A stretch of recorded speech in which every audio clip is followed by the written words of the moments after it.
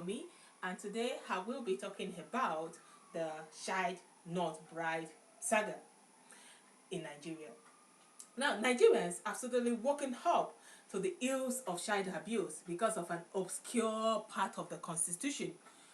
While we are all getting self-righteous and indignant about children's rights, I think let us also look at ways we are guilty of perpetrating child abuse. After all, child abuse comes in different shapes, colors, and sizes. Now we're going to look at religion and child abuse. Rape is never funny, and pedophilia is nothing to joke about. It sure baffles me actually how people who would normally freak out at the thought of a 54-year-old man raping their 9-year-old daughter could still praise and worship a pedophile prophet who did exactly that. Yes, it seems being a Catholic priest or an Islam prophet is a shield from being scorned at as a rapist and pedophile. And now you can add being a Nigerian senator or diligent follower of the Islamic faith to the list. Why the double standard? Even when dead, pedophile graves should be spit on, not worshipped in holy pilgrimages. Senator Yerima imported the 13-year-old daughter of his Egyptian gardener as wife. He married this child in the presence of his fellow senators in a lavish ceremony at the National Mosque in Abuja, a mosque built with our taxpayers' money. He used his religion to justify his depravity. He even threatened to sue the National Human Rights Commission for infringing on his right to freely practice his religion. Now, the pedophile is still in the National Assembly making laws for us. The irony is that this pedophile actually voted to criminalize consensual adult relationship between same-sex people. He voted that gays be imprisoned for 14 years while he goes back home to rape his child bride, his 30-year-old wife. Surely, pedophiles like Senator Yerima should not be making laws for this country in the day while they go home to rape their underage child bride in the night. What a sick society. I mean, only a sick society would allow that. And I would say, hey, child not bride, but I will remember, like prophet, like imam, like senator, Prophet Muhammad did make a good head of pedophile ring. I mean, if he were alive, I wonder how many of his faithful followers would scream at the thought of him raping his 9-year-old child bride, Aisha. Anyway, they still go on holy pilgrimages to worship him and call his name their Prophet Muhammad, but at the same time, they frown at somebody who is doing exactly the same thing that Prophet did. Well, I think that is something that will continue to baffle me, and I think the hypocrisy behind it is quite striking. And for our dear Christian brothers and sisters, remember the case of your dear spiritual father, whom you fondly call Daddy Oyedepo. Remember when Daddy Oyedepo slapped a young girl during a church service? All you did was applaud him and make excuses for him while quoting spuriously from your precious holy book, the Bible. You heard about an almost irrelevant section of this constitution and suddenly you turned into a child rights activist. You come online screaming child abuse and signing as many ChildNotBride petitions as you can. Yet you attend church services where you watch as children are abused in the name of your God. If you still celebrate Bishop David Oyedepo, you are also guilty of encouraging child abuse. When you scream #ChildNotBride, just remember that child abuse comes in different shapes, colors, and sizes. Your religion or culture is not an excuse to maltreat children. There is no excuse for child abuse. And remember, ChildNotWitch. You should also start that protest slogan, #ChildNotWitch. And also, for you, dear Mr. and Mrs. Do-Gooder, you take in an impoverished child under the pretense of sending that child to school. You turn him or her into your house help. The child turned househelp does all of your household tasks and looks after your children who are probably even older than the child. In exchange for the measly meals, you feed her, a roof over her head, and for that poor excuse of a school you enrolled her in, you make her do all your housework.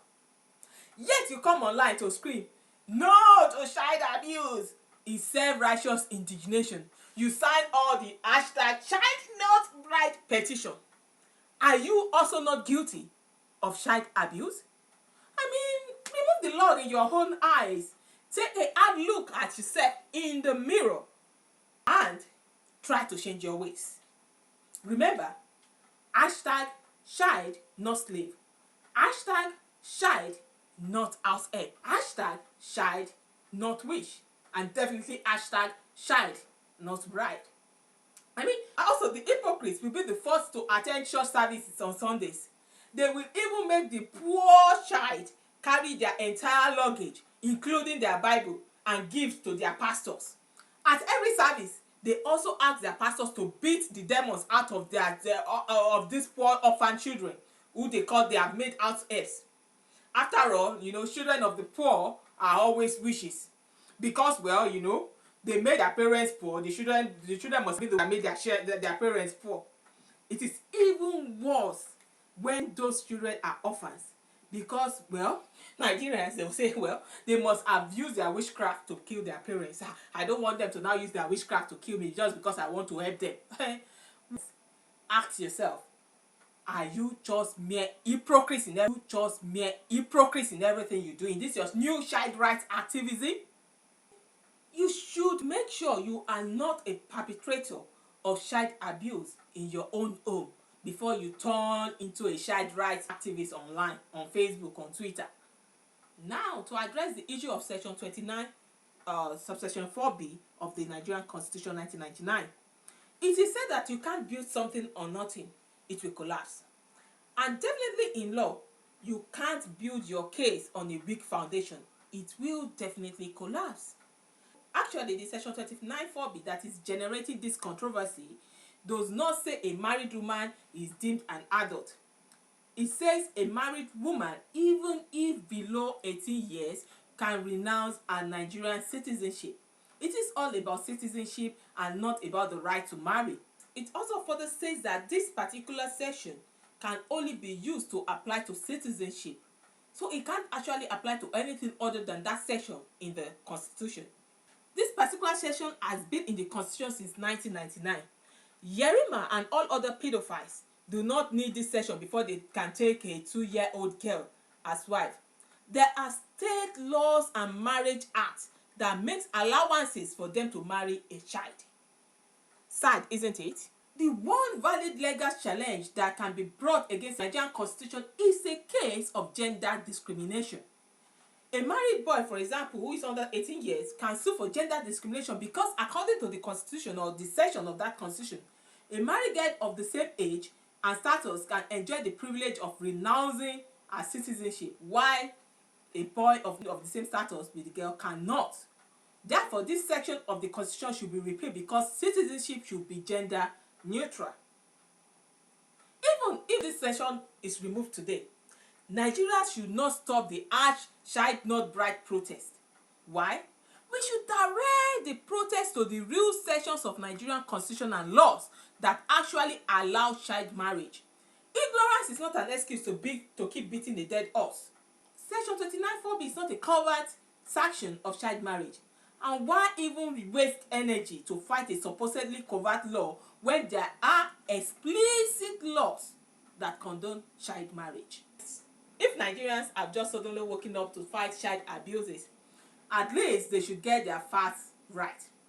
What is the essence of directing our energy at a law that does not even mean what we accuse it of meaning, when there are laws that mean exactly what we are fighting against? Why not fight to change those laws? Why not fight to change the parts of the Marriage Act that allow underage marriage? Why not fight to remove that law, for example, the Sharia law that allows underage marriage from our constitution, and remove it from being valid in our country. Nigerians hardly act for long. At least if they are going to get all worked up about this, it is better to get the facts right so that the energy can be channeled towards changing the real law that sanctions child marriage.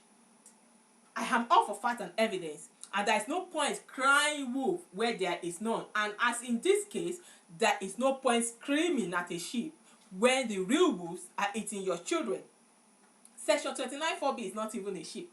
The many state laws are the wolves that are not even hiding covertly in any sheep clothing. They are explicitly badly in their intentions to eat the children's life. So why misdirect this protest? Those are laws that sanctions child marriages. Let us direct our action, our energy into fighting those laws. The real protest is the separation of religion and state. My constitution is not your religious book. My constitution is not your law. Get your Quran and Bible out of my state laws. And policies, please, get them out of my policies and state laws. Stop quoting your Bible or Quran to justify a bill or law on the floor of the National Assembly. Don't cite your Bible or Quran in a courtroom. The court is not your church or mosque. Nigeria is a secular state. We must protest against the Nigerian membership of Islamic countries. It is time to scream, Nigeria is not an Islamic country. In fact, we should make that an hashtag. Hashtag Nigeria is not an Islamic country. Stop using the taxpayers' money to send people to on holy pilgrimages. If they want to go to Jerusalem or Mount Arafat, let them fucking use their own money. Stop using my taxpayers' money for your religious trips and bullshit.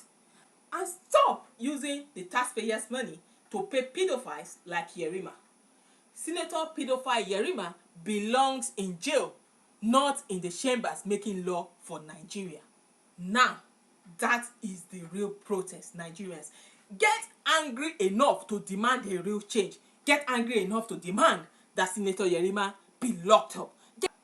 Get angry enough to demand the separation of religion and state. Get angry enough to demand that no law, be it religious or whatever, should allow child marriage in our country.